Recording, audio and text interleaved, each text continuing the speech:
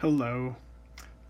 So for Worksheet 17, this is all about bijective functions. And number one says that we have to prove that this function h of x is bijective. And we could see that this function is taking integers and mapping them onto odd numbers. So the way it's doing that is it's taking an x that's an integer, so that is in z, and then it's making it into this odd number 2x minus 1, which is odd. And in order to prove that something is bijective, we have to show two things. Must prove injective is the first thing, and surjective is the second thing. To be bijective, you just have to be injective and surjective. So let's talk about what that means. So part one. To show that a function is injective, we have to show that if the y's are the same, or this 2x minus 1, h of x, if h of x's, I don't even know how to say that, are the same,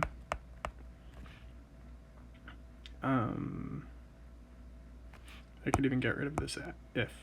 I could say h of x's are the same implies that x's are the same. So how does that manifest here? It means that if we have the same odd number, that must mean that we plugged in the same x to get to that odd number.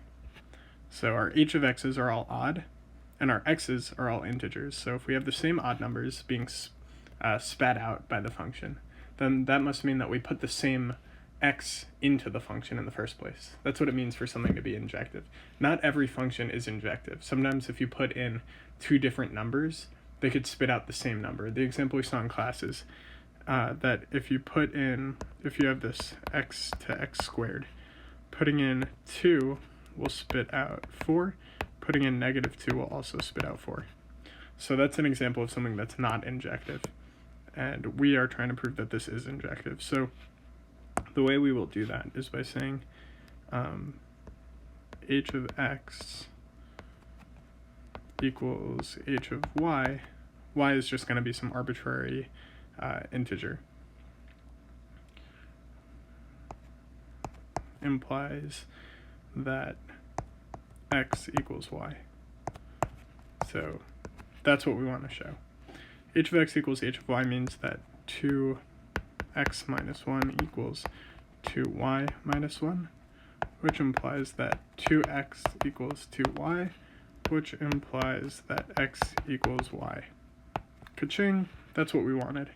So that was pretty easy, and oftentimes proving something is injective is as simple as that. So hopefully that was clear. I just showed that h of x equals h of y, and I sort of just translated it. 2x minus 1 equals 2y minus 1, and I balanced it. I isolated x and y and saw that they were equal. Now surjective. Let's talk about what surjective means. Surjective means, again, big picture, we're taking integers and we're plugging them into some function that's going to spit out only odd numbers. To show that something is surjective, we have to be able to reach every odd number. Must prove we can reach every odd number with an integer. So if I want to map something, I want to get from some integer to the odd number 21, or I want to reach negative whatever this number is in 3, or I want to reach 1, or I want to reach, I don't know, 75. All these odd numbers can be reached using this function, h of x, where I plug in an integer. So how do we do that? Let's define some arbitrary odd number y. Y is odd, and let's say that it equals our function. So our function spits out this arbitrary odd number y, and we're saying that it has to be able to be equal to 2x minus 1. And now what we want to do is we want to figure out what does it mean about x if we could plug in an x such that it spits out this y. What does this x have to be? We want to know about x. So if we say y equals 2x minus 1, that means that y plus 1 equals 2x, which implies that x equals y plus 1 over 2. So that's what we end up with. And that's great. So for any y that gets spat out, any odd number that gets spat out, we could actually figure out exactly which x we have to put in to get that y. That's what we're trying to figure out with surjective. And now the only other condition that we have to satisfy here is that our restrictions on x are that it comes from the integers. We could see that over here, that x must be an integer. So now we just have to say, are we sure that that is an integer? We need x to be an integer. Are we sure that that's an integer? So is y plus 1 over 2 in z? That's what we have to answer. And we want the answer to be yes. If the answer is yes, then we have a surjective function. So we know that y is odd. So we know that y is odd. So y plus 1 is even. And any even number divided by 2 is an integer. That's what it means for a number to be even. So y plus 1 over 2 is an integer. And we're good. That basically concludes our proof. So now jumping ahead to number 2, I will switch to the green marker, as is customary. And I will mess up the writing of this, also customary. So here, we're defining this mapping. This one's a little bit weird. N onto n by n. It's not a multiplication problem. It's an ordered pair problem. Defined by k is being mapped onto k comma 1. And now we need to answer, is this function bijective? Bijective? Whoa. Bijective? Question mark? Okay. So here we're taking some natural number k, and we're mapping it onto this ordered pair of two natural numbers. The first natural number is just going to be k. So it's like we're taking k and we're spitting out a k. And the second natural number is going to be 1, regardless of what k we plug in. So in order for something to be injective again, it means that f of k equals f of, let's just say, m. And we're defining m to be a natural number, and also k, which is already defined, but I'll just repeat that. So k and m are natural numbers. F of k equals f of m implies, we want it to eventually imply that k equals m. That's our goal for an injective function. So f of k equals f of m means that, what is f of k and f of m? It's exactly this output. So it means that k comma 1 equals m comma 1. And you could think of this graphically, that these are just points on the coordinate plane. And if I tell you that k comma 1 is the same exact point as m comma 1, that should tell you that k equals m. Because the y coordinates, if you will, are the same. They're both 1. So therefore the x coordinates have to be the same. So that means that it's injective. And now surjective. So to think about whether or not this is surjective, the first example we were talking about integers mapping onto the odds, and we said that for every type of odd number, we have to be able to find some integer that will map onto it. So we found that that integer is the odd number y plus 1 divided by 2. That's what we found, that is the integer that we'll need to plug in to get that odd number. So here, we want to see, could we get any n by n? Do we have a k that we can plug in that will give us any n by n? And I said earlier that I kind of referenced a graphical interpretation of this problem, with k comma 1 and m comma 1 being on the coordinate plane. So now I want to get more into that explicitly, and I'll use red for this. So if we have a coordinate plane of x's and y's, where is n by n? Where is that? And the answer is natural numbers are just anything greater than or equal to 0. So if the x's have to be greater than or equal to 0 and the y's have to be greater than or equal to 0, we're dealing with that, the first quadrant.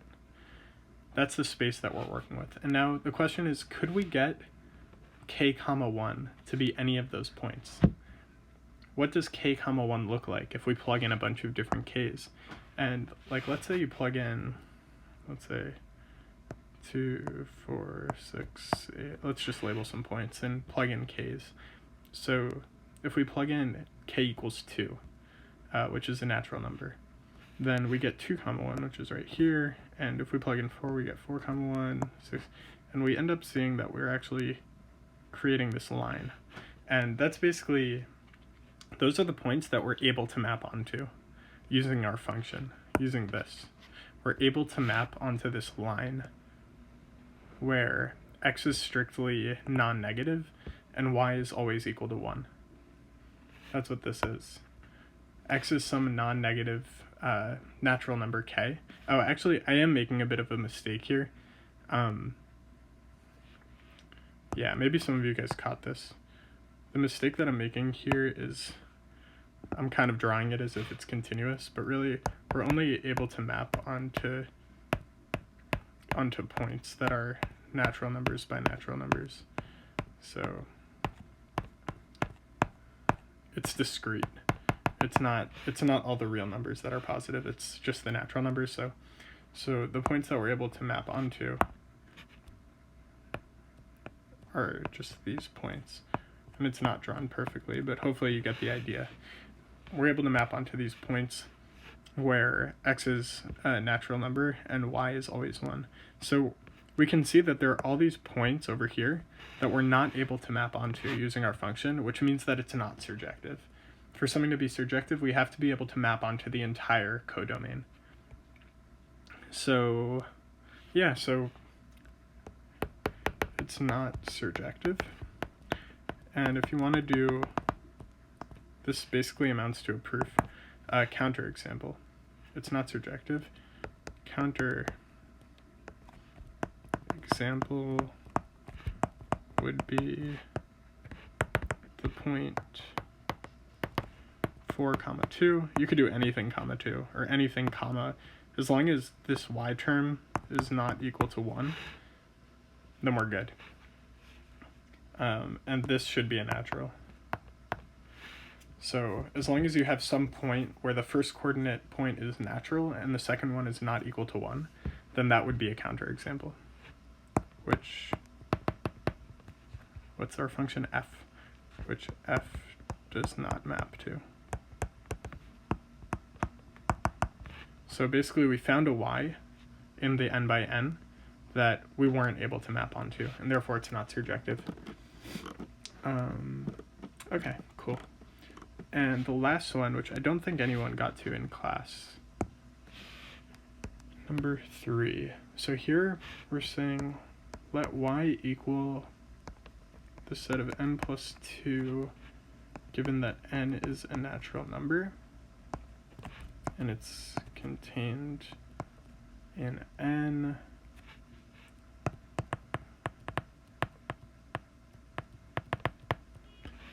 Find a bijective map.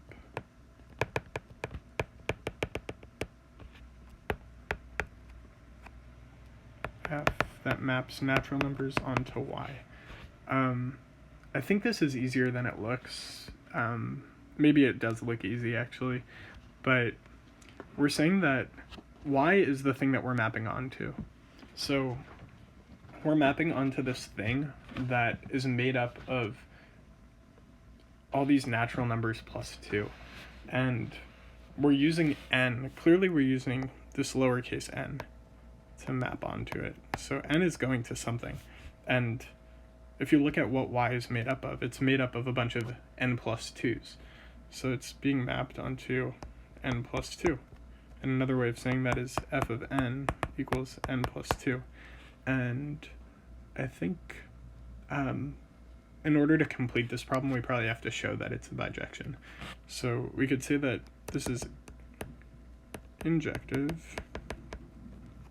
And by the way, the y, it's clear that y is contained in n.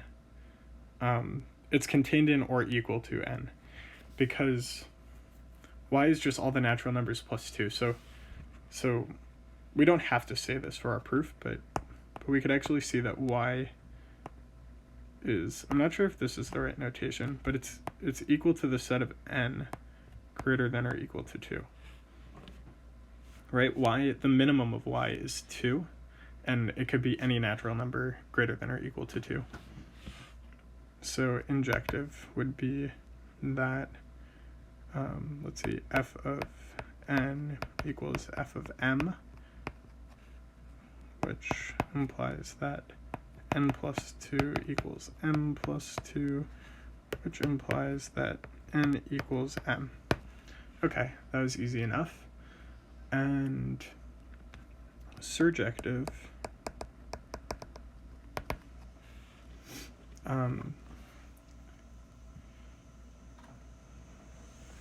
so for this we have to say for every n in y, for every point in y, we could think of this number line where that's 0 and that's 2. So we know that y is all this stuff, and it's discrete. I'm drawing a continuous, but it's just the points. It's like this, this, this, this, this. And we have to show that there's some n that maps onto that.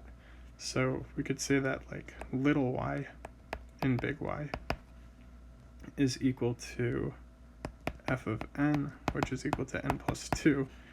So y equals n plus 2, and n equals y minus 2. So as long as we plug in the natural number y minus 2, it's going to spit out exactly what we want, which is this arbitrary y in the set of big Y. So therefore, it is surjective. And yeah, this was a shorter video today. Hopefully everything's clear. As always, ask questions in the group me, or you could use the comments section of this YouTube video, which I notice nobody ever does, but you're certainly welcome to, and I'll respond.